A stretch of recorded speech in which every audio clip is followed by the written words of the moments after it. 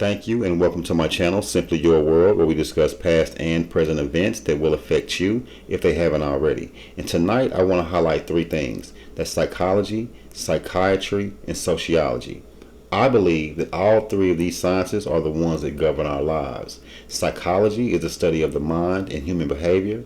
Psychiatry is a study of mental illness, and I put pharmaceuticals on this level, even though it scales all three levels. Okay, sociology is the study of the development and function of a society.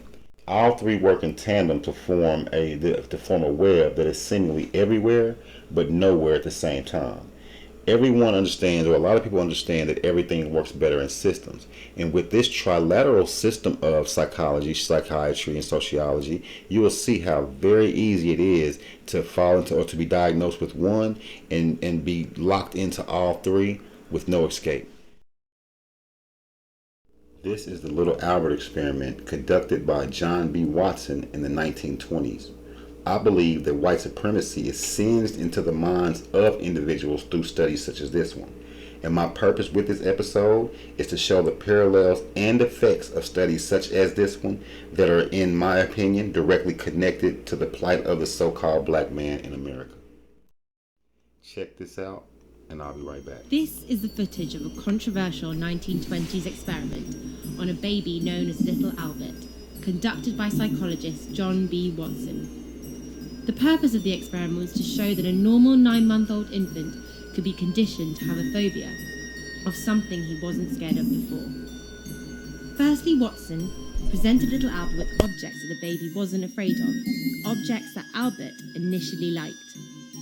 A monkey, a dog,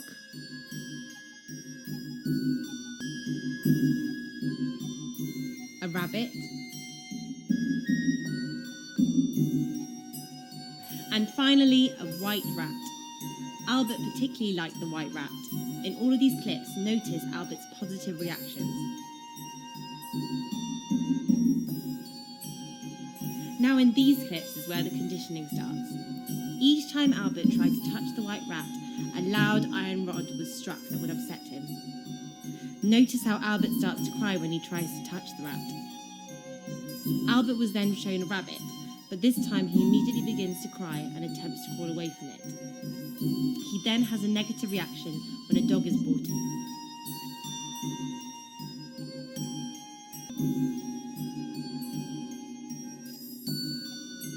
And then little Albert is agitated when a seal fur coat is brought in.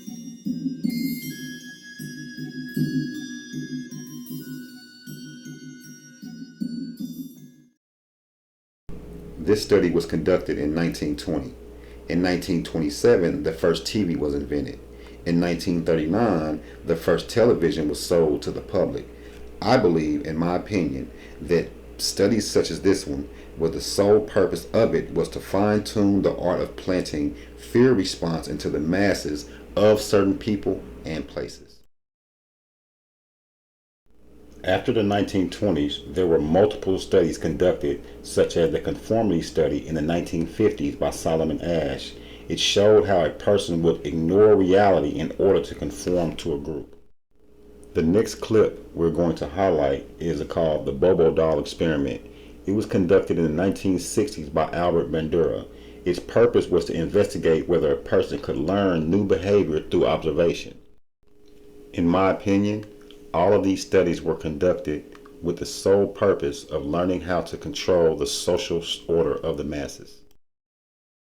Children watched a filmed adult perform novel aggressive acts toward a inflated doll, and the physical aggression was accompanied by novel hostile remarks.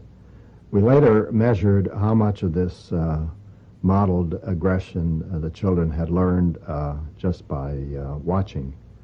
Now, the measurement of learning of aggression uses simulated targets rather than live ones. The model pummeled the doll with a mallet, flung it in the air,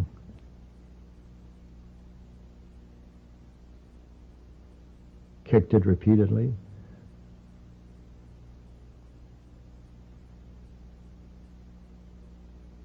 Threw it down and beat it.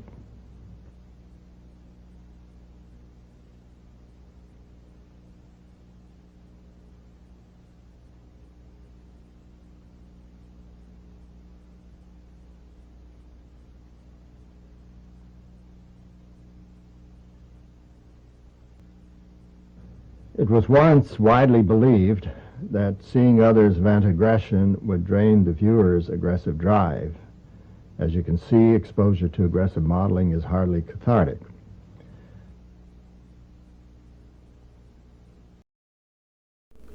In the first case, you have an individual coming in contact with seemingly harmless items, but after the fear response was applied from an outside source, now those still harmless items take on a new form in that individual's mind after the indoctrination. In the second case, you have an individual who's only observing but mimics their actions perfectly. Now, if we apply all of this across all of society, you can see how one group can be formed against another, and at the same time, that subjected group can be made to attack itself, all through sensory imagery. John B. Watson, a psychologist who we highlighted earlier, stated, and I quote, "Give me a dozen healthy infants, well formed, in my own specified world to bring them up in, and I'll guarantee to take any one at random and train him to become any type of specialist I might select. A doctor, lawyer, artist, merchant, chief, and yes, even a beggar man and a thief, regardless of his talents, penchants, tendencies, abilities, vocations, and race of his ancestors."